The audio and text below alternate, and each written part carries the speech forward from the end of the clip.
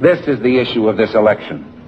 Whether we believe in our capacity for self-government or whether we abandon the American Revolution and confess that a little intellectual elite in a far distant capital can plan our lives for us better than we can plan them ourselves.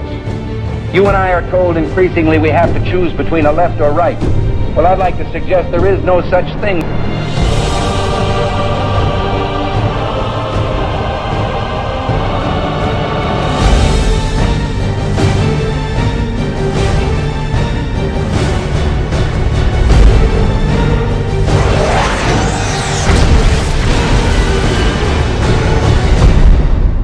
Small men seeking great wealth or power have too often and too long turned even the highest levels of public service into mere personal opportunity.